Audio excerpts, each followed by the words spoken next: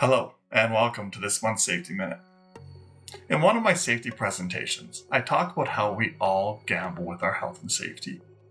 And what I share in that message is how we don't really truly understand what it is we're betting when we take on that risk. Just like when I took on the risk 23 years ago and I was severely burned, I did not realize that what I was betting was making surgery a part of my life for the rest of my life. I recently just had my 40th surgery.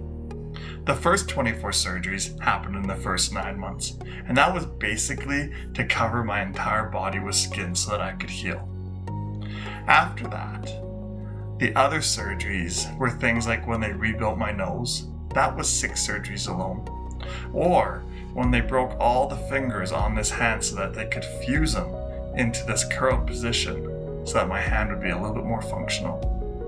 You even notice that there's a band on my neck here where you can see they put in a graft to try and give me a little bit more function and be able to move my neck.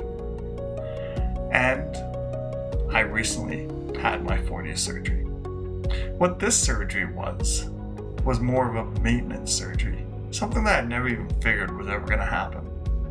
But in August of 2024, all of a sudden I had this little area open up on my shin.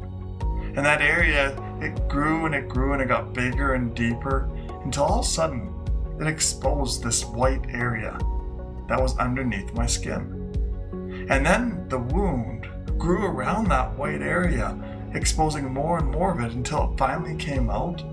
And it turned out to be a really hard piece of calcium that built up underneath my skin. This is something that I found out just recently.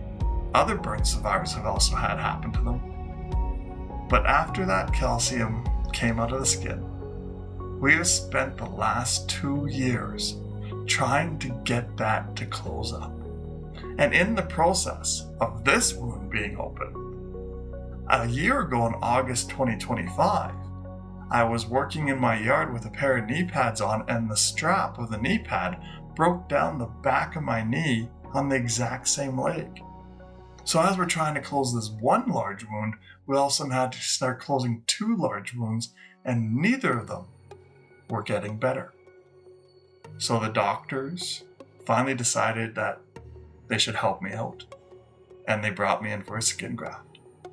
In order for them to complete the surgery, they had to dig down until they got rid of all the scar tissue that was formed in those areas and dig down into good healthy tissue.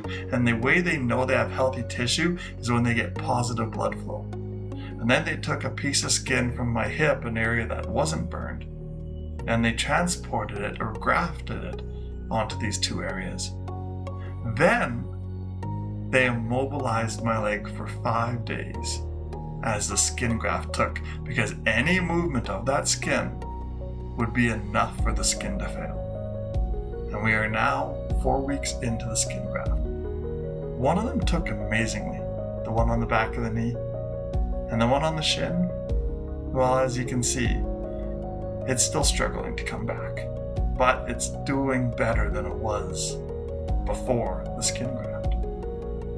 And hopefully in a month, maybe 2, I will finally be done with these 2 large wounds on my left leg.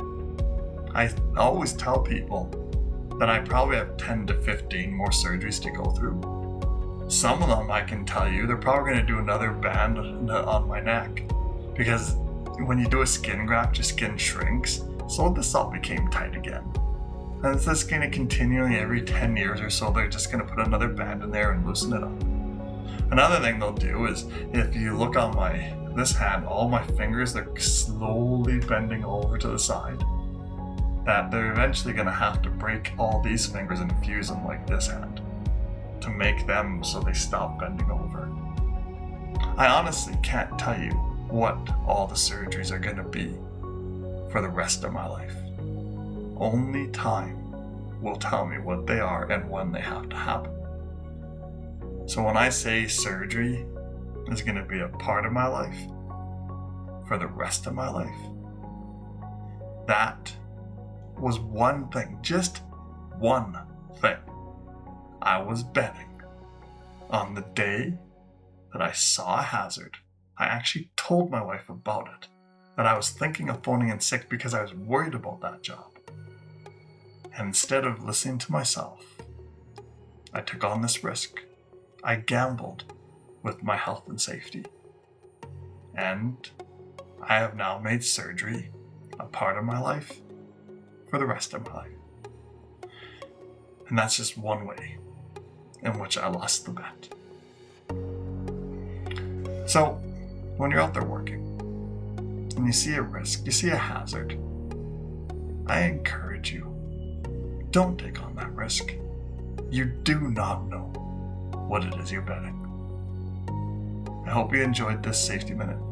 If you want more videos like this, please hit the subscribe button. If you want to bring me out to your workplace, go to spencerspeaks.ca.